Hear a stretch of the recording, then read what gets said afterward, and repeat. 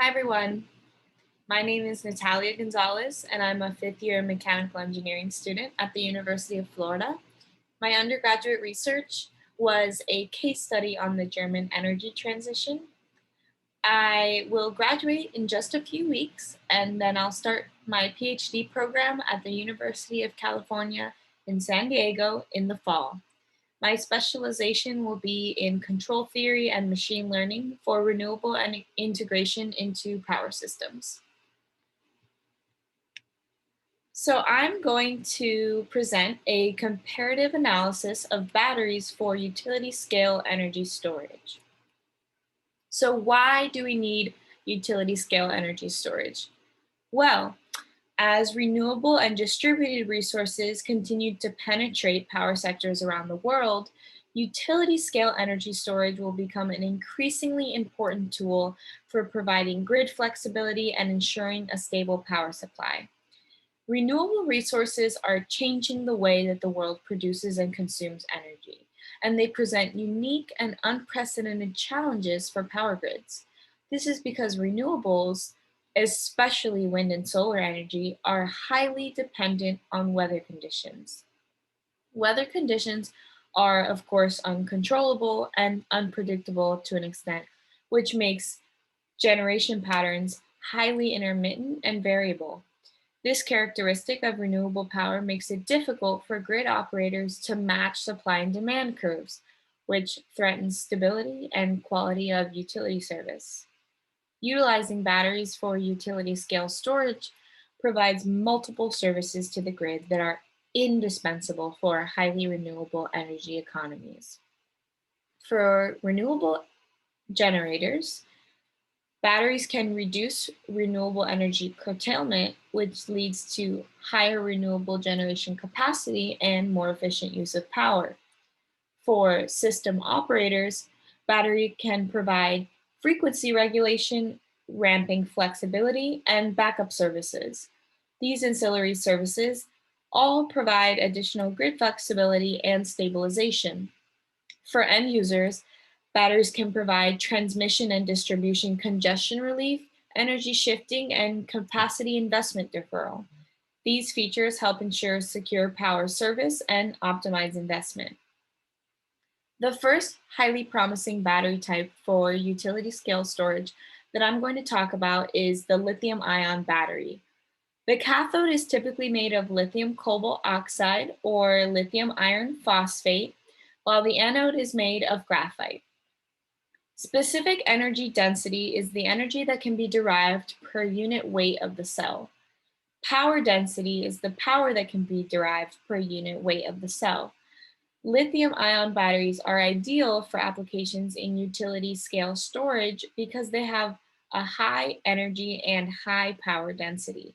This contributes to lower costs and less required space since fewer cells are needed to produce the necessary energy or power output. Cycle life is the number of charge discharge cycles that a battery can undergo before its capacity falls below 80%.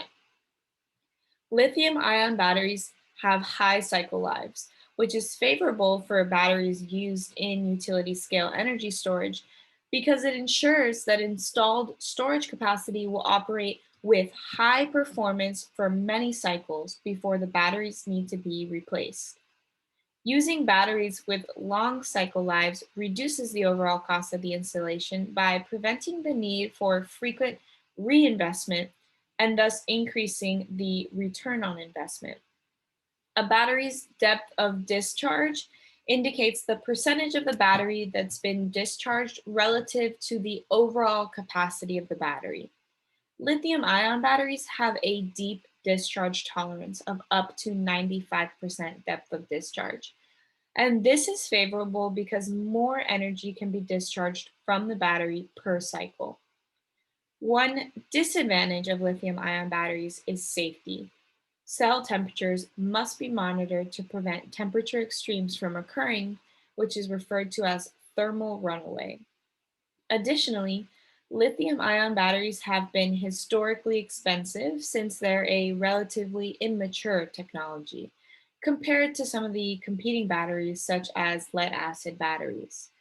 This cost differential is especially notable in large installations, such as utility scale storage, unfortunately. Lastly, lithium ion batteries cannot currently be recycled to any significant extent, and this can have negative environmental implications in the long run. Sodium sulfur batteries are another highly promising battery type for utility scale storage. So the cathode is conventionally made of sulfur while the anode is made of sodium, and they have relatively high energy densities. As mentioned earlier, this is beneficial for getting more energy per unit weight from the battery. The sodium sulfur battery also has a relatively high cycle life of around 2,500 cycles, which makes it practical for utility scale storage that takes part in frequent cycling. Another advantage of sodium sulfur batteries is that the raw materials that are used to make this battery are abundant, and this brings down the cost significantly. But the overall cost of the battery is high due to the expensive manufacturing process associated with these batteries. The process is expensive because there are many safety precautions that need to be taken when working with sodium, which is a highly reactive metal. This is another downside of this battery type. However, perhaps the most significant downside of this battery is the extremely high operating temperature of over 300 degrees Celsius. The battery must be kept at this temperature so that the electrodes are kept in a molten state. And so this improves the ionic conductivity of sodium, which makes it able to discharge higher power, and it prolongs the battery life. This requires additional energy to power the heat source, which is obviously not ideal for this application, especially as countries are seeking to reduce their primary energy demand. The last highly promising battery type for utility scale storage that I'm going to talk about is lead acid batteries. The cathode is made of lead, and the anode is typically made of lead peroxide or lead dioxide. One of the most important advantages for this application is the low cost, and this makes it extremely practical for large scale applications. It's also beneficial that this is a very technically mature battery that has been commercialized since 1970. This is an advantage because it means that the technology has proven reliability. Lastly, this battery has the highest recycling capability when compared to all of its electrochemical competitors.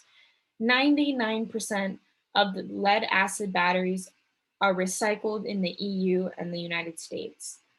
The recycling infrastructure is well established and widespread. However, this battery has quite a few disadvantages.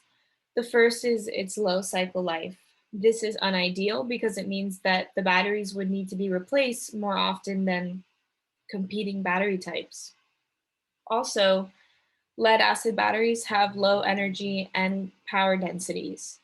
This means that more cells will be needed to achieve the desired large scale storage capabilities than competing battery types.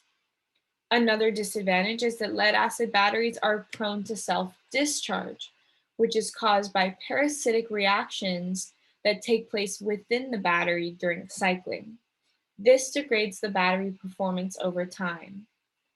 Lastly, this battery has a low discharge tolerance. It is typically operated at about a 50% depth of discharge. This is not desirable because less energy is able to be discharged from the battery per cycle. Overall, lithium ion batteries are the most promising technology for utility scale storage applications. Their high energy and high power density is significantly higher than competing electrochemical cells for this application. Furthermore, the main downside of ion batteries is the cost. But This cost has significantly declined in recent years due to a ramp up in production, which is driven by the increasing demand for electric vehicles, which use lithium ion batteries. In 2020, the market price for lithium ion batteries was around 137 American dollars per kilowatt hour. Some lithium ion installations have even been reported at prices below 100 US dollars per kilowatt hour. This The current status of lithium ion batteries is also indicative of the battery's promising potential to provide utility scale storage. Lithium ion batteries are the most prevalent type of battery used in utility scale storage today. As you can see from this graph, lithium ion batteries made up almost 90% of large scale storage additions in 2017 and significant percentages of the years that came before it. Future research that improves thermal abuse tolerance of lithium ion batteries is important for making them even more useful for this application. Also, to limit environmental degradation, recycling capabilities should be researched and developed for this battery type. Thank you.